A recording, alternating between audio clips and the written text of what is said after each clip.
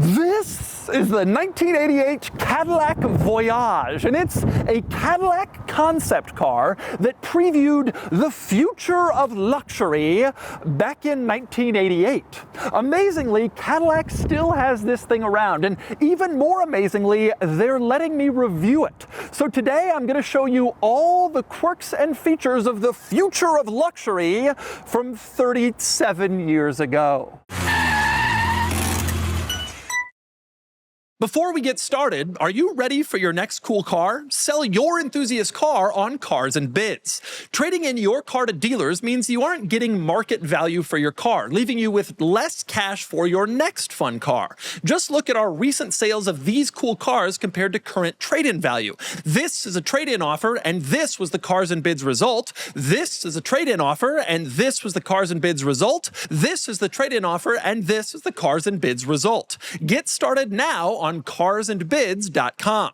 Sell on Cars and Bids and join the best community to sell your enthusiast car. All right, time for the quirks and features of the Cadillac Voyage concept car, the future of luxury from 1988. And I will start with a little explanation of the story behind this car. It was created for a show that General Motors put on called Teamwork and Technology that was held in January of '88 at the Waldorf Astoria Hotel in Manhattan. And the purpose of the show was to reveal what GM had been working on and planning on for the future. Now, the Waldorf was chosen because it was also the site of GM's 1949 Motorama show, which had a pretty similar theme, showing what the future of the automobile would be like. And General Motors showed several different concept cars in '88 at Teamwork and Technology, including this and various others. Undoubtedly, the weirdest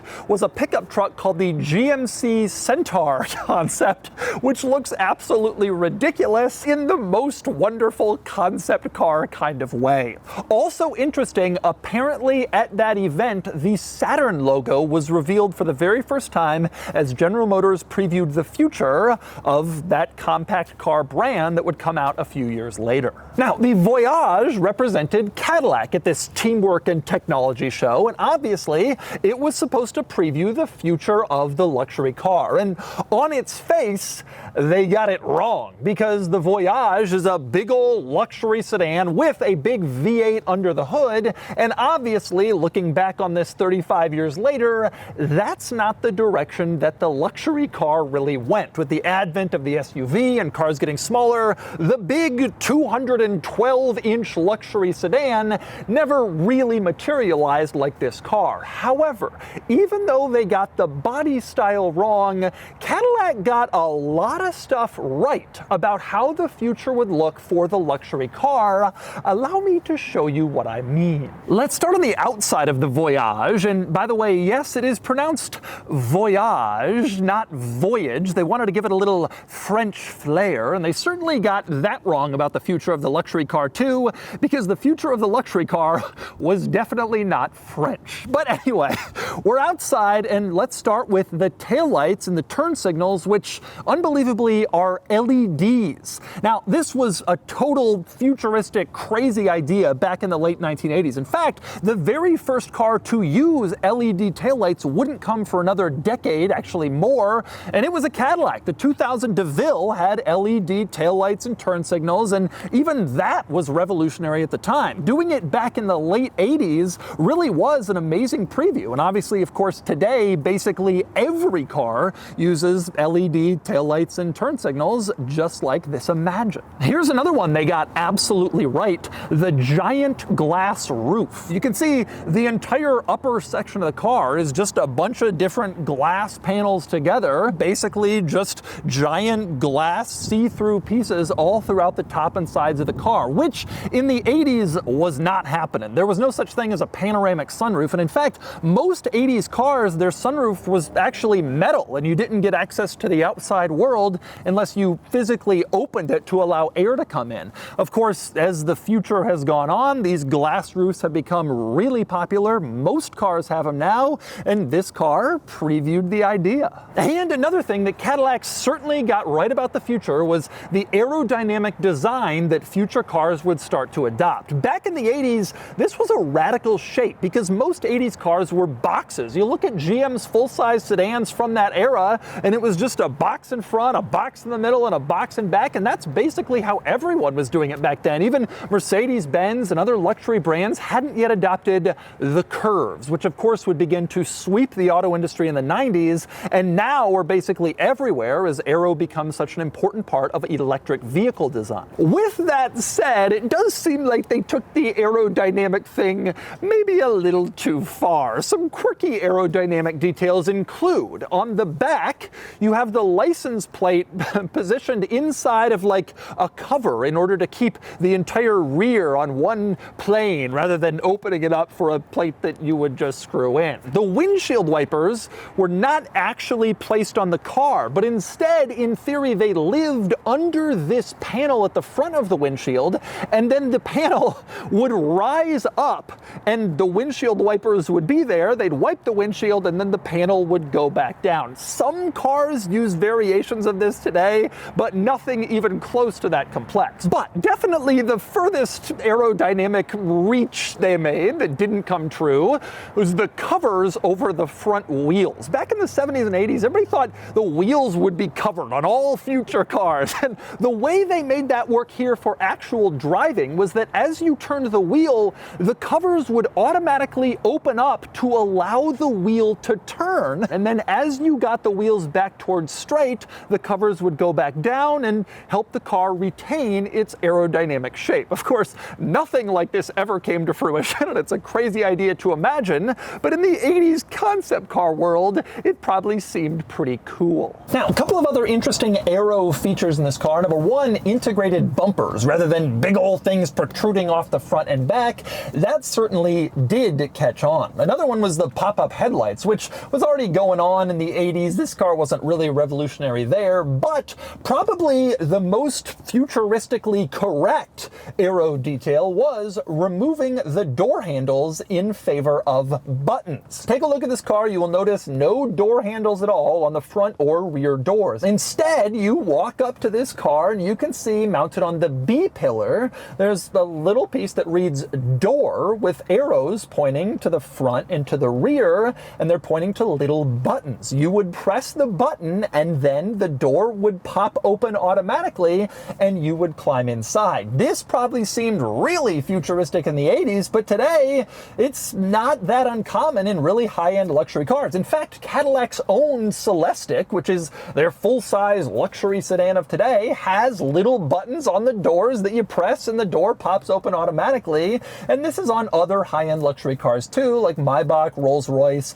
and I'm sure it will trickle down from there. So that was a pretty good idea. And it was an aerodynamic piece because they wanted to remove the door handles to increase the aerodynamic efficiency of the car. In fact, at the time, Cadillac said that this car had a better coefficient of drag than the Chevy Corvette sports car, which would have been pretty impressive for a big old sedan like this. Back in the 80s, that was never true of those boxy, big cars. But anyway, back to those doors. In addition to popping open with the press of a button, pretty cool, they also do something else that's just as amazing. They adjust the windows in order to make it easier to get in and out of the car. The front window will actually roll down to give you a little bit more space in order to climb inside so you don't bonk your head or your face on the window. And the back window actually kind of pops out in order to give you more space to get into the rear seat, which is really an incredible feature. These days, a lot of cars have windows that'll kind of do some stuff when you open the door, usually to form a seal on a coupe or a convertible, but you don't see windows moving out of the way to facilitate entry and exit, but maybe you should. A lot of automakers have their seats moved, their steering wheels. The windows actually a pretty cool idea that this car had. But anyway, next up we move further inside the interior, and I gotta say, it's a Quirkfest in here. The first thing you notice when you get inside these seats, these ultra comfortable, lazy boy recliner looking overstuffed leather seats, they are indeed very comfortable, but that is definitely something Cadillac got wrong about the future. Instead of these seats, luxury car buyers started to prefer ultra supportive seats that would contour to their every being, and these big old overstuffed cushiony things definitely fell out of favor. Now, there are quite a few interesting things about these seats. For one, the adjustment controls here in the center console. These seats could be adjusted in many, many different ways. At least that was the theory, and it included lumbar support, forward, backward, everything you can imagine was all adjustable with these center controls. It was a pretty neat idea, and it even incorporated the headrests, which you'll notice are split into two pieces, both front and rear. You had like a left headrest and a right headrest.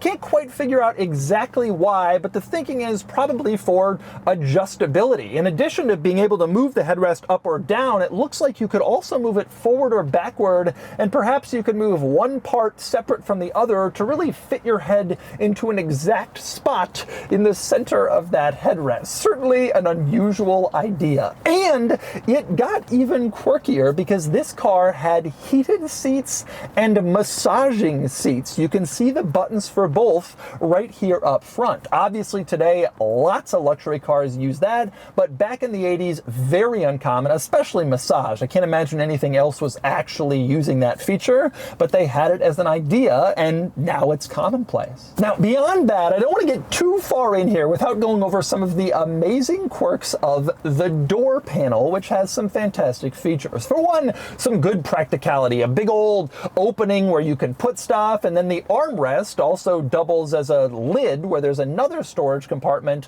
which is pretty cool. But it went way beyond just that. For one thing, the power window and power lock switches you can see are almost like old school microwave switches instead of the typical switches and buttons that we're used to today. That is one luxury car feature that certainly never caught on like Cadillac may have been expecting. Although there were some cars, the Aston Martin Lagonda, that used similar switches in the day, it did not become commonplace. More interesting is the door handle to get out. You look at the door panel, you don't see an obvious door handle, and that's because there isn't one. It was very not obvious. It's this piece right here, and you don't just pull it like a handle. Instead, you squeeze it from both sides. You squeeze it, and then the door automatically electronically opens. This is incredibly cool. This still feels like magic 35 years later. You squeeze this thing and the door opens. How could it be?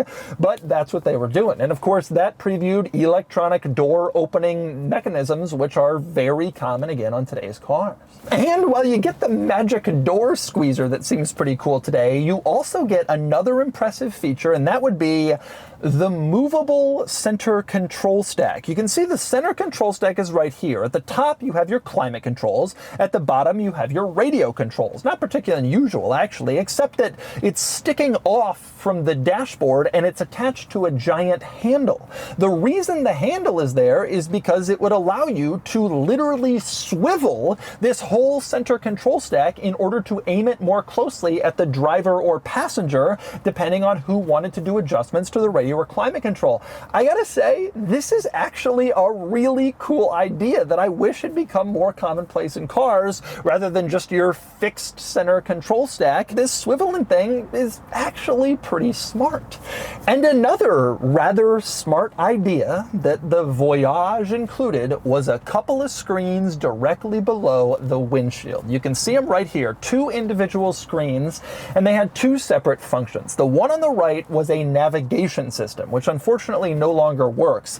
The one on the left was a camera that would always show what was going on behind the car. And amazingly, it still works. You can see I'm driving through this parking garage and it actually still does a pretty darn good job of showing what is behind me as I'm driving along. It's a little harder to see in bright direct sunlight, but generally speaking, this rear view camera not only functions, but functions pretty well. And it of course previewed some really important stuff. Reversing cameras became really popular later. This is kind of an early example. But not just that, rear view mirror cameras have become popular on a lot of brands' cars, and this is basically what that was. And the concept of having screens directly below the windshield on the top of the dashboard in your line of sight is becoming really popular now in a wide range of luxury cars, and here was the idea 37 years ago. Now, one idea they couldn't quite make work entirely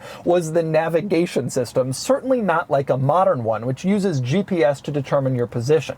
The navigation from this era actually had wheel speed sensors in the car, and you would calibrate your position, and then it would determine where you were based on how far it calculated that you drove, and that's how the navigation worked. And you could make adjustments to it with these buttons here in the center of the dashboard. These all were intended to control the navigation system, which again was using wheel speed sensors to figure out your position. Not exactly the high-tech navigation we have today, but it's what they could conceive of in the 80s. Now, as for that rear view camera, I'm not entirely sure whether it was supposed to be a backup camera or just a constant rear view mirror. And it's hard to determine that because it seems like it's always on, it should be a rear view mirror, but this car also had a regular rear view mirror, as you can see. So it would have been duplicative of that. The rear view mirror itself is actually kind of interesting because it was power adjustable. You would go to the controls on the driver's door panel, and you can see one control is labeled LCR, which stood for left, center, or right. If you wanted to adjust the mirrors on the doors, you would press left or right and make your adjustments pretty straightforward. But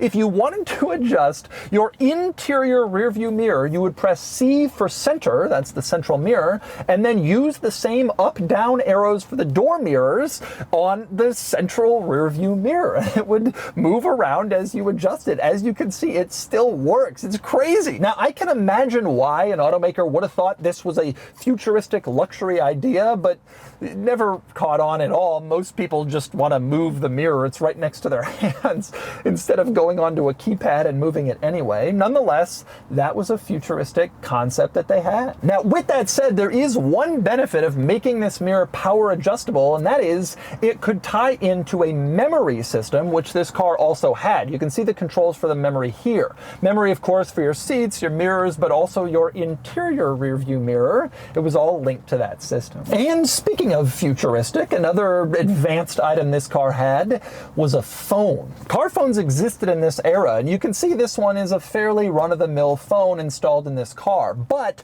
GM advertised this car in theory as having a voice-activated phone capability, and that was something that they were thinking they could have developed in period and put in a car, and even announcing that was a pretty forward-thinking move because, of course, that's a lot of what we have today. Voice-activated infotainment, phones, everything in today's cars. And frankly, even the stalks to control the turn signals and the wipers in this car are futuristic. They look very different from other GM stalks at the time, which were just long rods coming off the steering column. These were surrounded by plastic, and each one had its own individual function, and they were intended to be kind of cool and futury. The one for the turn signals even is marked phone and has a little button at the end, which I guess in theory would have been the button you press to activate your phone with your voice if they had gotten that system working, which is pretty cool. Now, as futuristic as this car was, it also has some not so futuristic items in this interior as well. A good example of that is the gear lever, which you can see looks pretty futuristic at a glance, but in reality is just kind of a regular General Motors gear lever with sort of a more modern wrap around it, the button at the top. Otherwise, you just kind of stick in the car in gear between park, reverse, neutral, and drive. Nothing too special there. And oddly, the gauge cluster is not very futuristic. It's not electronic, which is weird because in this era, there were a lot of GM production cars that had electronic gauge clusters. But for this, the future of the luxury car, they just gave it a normal gauge cluster, which, by the way, does not function. So they could have made it electronic, made it look cool at least, but they didn't. One strange thing about this gauge cluster is that the 0 reading for the speedometer is actually below the flat line on the cluster. Not really sure why that happened. Seems like maybe a mistake was made, but it's kind of weird to see. Also, certainly an ambitious target with the speedo going up to 200 miles an hour. One interesting thing though, the odometer in this gauge cluster, which again, not very futuristic, just a regular rolly odometer, that seems to be working. And it shows about 150 miles, which is amazing to imagine that many miles being driven in a concept car, but it seems like that's probably truly how far this car has gone. And then you have the back seat. You climb back here, open the door with the popper, the window moves out of the way, and you can see the back seat is similar to the front in the sense that it's a big, giant, plush seating situation with those split headrests on both sides. Strangely, even though the back seat is quite clearly a bench seat, literally, it's actually two individual seats back here, two individual buckets with two seat belts. You didn't have a third center seat, so it's a little bit odd. It's bucket seats in a bench. And back here, basically, it's the same idea as all the cool stuff up front. And so that meant you also got a door panel with a storage pocket and then an armrest that would lift out to be another storage pocket. And you got the same cool door releases where you squeeze the door panel and then it pops open. I can't get enough of this. It really does feel like magic. Amazing they figured it out back then. Nothing else too unusual or quirky or strange in the back, although it is worth pointing out it is very open back here. Owing to the giant glass roof situation, it is really airy and open, and it feels really cool in back. And it would have felt really cool in the 80s when there was no car like this. Now, as for the trunk, unfortunately, we can't get back there. We can't get in and open it up, and even if we could, it doesn't really matter. There's a lot of hardware in back to work some of the electronics in this car. There's nothing particularly interesting or unusual in the trunk anyway. And finally, we move under the hood of the Voyage, where you can see a 4.5 liter Cadillac V8. Now, when this car was originally shown, the talk was that it had a modified Cadillac V8 that helped it get extra horsepower and which was mated to an all-wheel drive system, which would have been really advanced for the time. Virtually no luxury cars in this era had all-wheel drive, and that would have been very forward-thinking. Now, it seems like that system probably initially went into this concept car, but at some point over the years, it was modified to have a regular Cadillac V8 and equipped with front-wheel drive. There's a lot of reasons why these changes could happen to a concept car, including, for one, practicality. Maybe the all-wheel drive system was finicky, difficult to move it around when they were taking it to shows and events, so they just put in a normal Cadillac drivetrain. Another possibility is they wanted to more closely align it with front-wheel drive Cadillac models that then became more common in the late 80s and early 90s. But regardless, there's no modded Cadillac V8 and all-wheel drive system in this car anymore. And unfortunately, there's no V12. There were rumors that this car was intended to have a V12 when it was first conceived, but instead it was shown as a concept car with a V8. That's unconfirmed, but it is certain that Cadillac later followed this car up with a coupe version called the Solitaire, also a concept car only, never made production, but looked similar as you can see, and that car actually did get a V12, a one-off V12 just for that car, and again, only ever in concept stages. Never actually went into production in any form, but the idea was there. The Voyage and the Solitaire, these cool Cadillac concepts showing off the future. Also interesting under here, one rather unusual quirk, there's a little label printed here that says Voyage, and it announces the date of manufacture as December 31, 1987, which actually is only a week before that teamwork and technology show that General Motors was putting on in January of '88. They really rushed and got this car done that date or some date around there to make sure it was ready for the show. I also love the fact that it's given ID number 000001. It was very ambitious. There were plans to make hundreds of thousands of these cars, but of course they only ended up making one. Also rather interesting, under the hood, the caps for the power steering fluid and the oil are square rather than circular like they would have been on other Cadillac V8 models. It's kind of an odd thing to adjust for the concept car, but well, I guess that's what they did. But probably the coolest thing about this car, beyond all the quirks and features I've shown you, is the fact that not only does it run and drive, but General Motors has agreed to allow me to actually drive it briefly at low speeds around their campus here in the Detroit area. I am so excited. Let's get behind the wheel of the Voyage. Okay, driving the Cadillac Voyage. This is so exciting. Now, concept cars are not intended to really be driven in any manner that you would drive a regular automobile. They're obviously not legal to be driven on the road. They don't have a VIN. They don't pass any safety standards. And Cadillac liability, we're not going on the road. We're driving around General Motors campus here, and even then, you got to take it slow. These cars are not built with production line level, like screw it togetherness. This car is actually the most functional concept car I've ever been around, but a lot of these cars are really just sort of glued together, screwed together to make them work for that auto show that day or for that auto show that season. And after that, it's just sort of like whatever. And so they're not intended to be driven. They're not intended to be used. It doesn't really matter all that much. Even though this one is clearly more functional than most, you still got to be really careful driving it. It's just not like a car you go buy at the dealership. First thing I notice in here is that this is a lot like General Motors sedans of this era, and actually of the next era. One of the things that continues to strike me looking at this car and being around this car is that it clearly previewed the design language that they were thinking about for their next generation of full-size sedans, which didn't come out for a couple years after this concept car. You can see some Chevy Caprice in it, you can see some Impala SS, the Buick Roadmaster, and Cadillac Fleetwood all got rounder with the generation after what would have been on sale when this car came out. So I think this car actually did do some previewing of that. But also beyond that, I mean, you got a big body sedan with a big old school V8. This is what, General Motors big sedans were like in this period. And this feels like that, except modernized. It's actually kind of an interesting thing to be in this car because it sort of gives you this weird break between old school and modern. I mean, modern, I'm looking at this backup camera that's mounted right below the windshield line. That is how modern cars do camera systems and screens. And there was a navigation system there too that worked at one point, and that's incredible.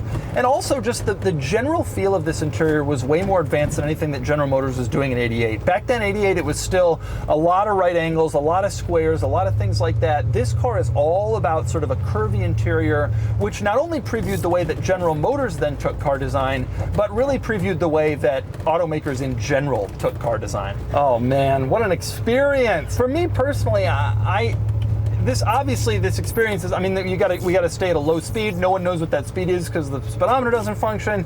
I'm just winging it, but assuming about 15, 20. But to me, this experience isn't necessarily about like having the fun of a drive. It's like, I can't believe I'm driving around in this old concept. Like, how cool people look. That's great. What a crazy thing this is. This is unbelievable.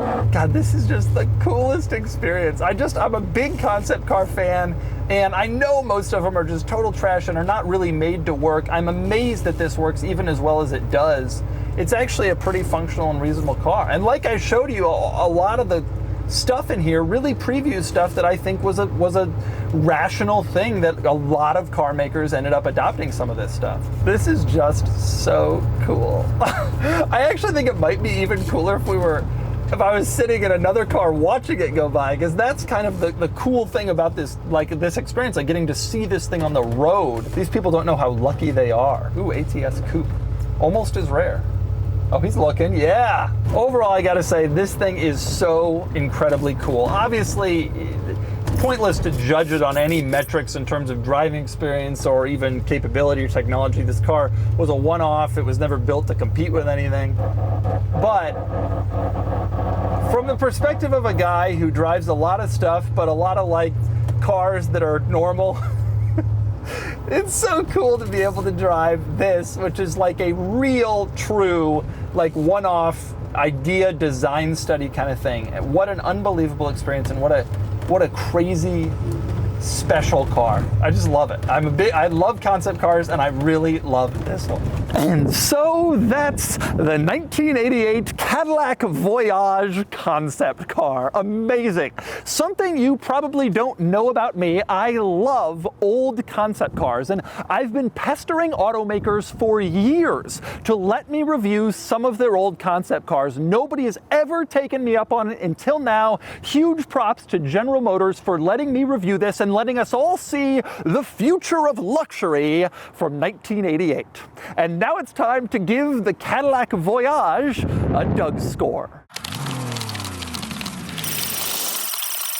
And the DougScore is here, 47 out of 100, which places the Cadillac Voyage concept here against some similar luxury cars of its day. It wins overall, and it has a great showing in the weekend categories, mainly due to the novelty factor. But really, this score makes no sense because there's no way to put a value number on this car. It's basically the only car I've ever fully reviewed that isn't really for sale at any price. So I just kind of averaged the value scores for the other cars as a proxy for what this might cost. So there's no great DougScore comparison here, and that's fitting. This is a concept car, and it doesn't really deserve to be compared to mere production cars without moving panels over the front wheels or swiveling center control stacks.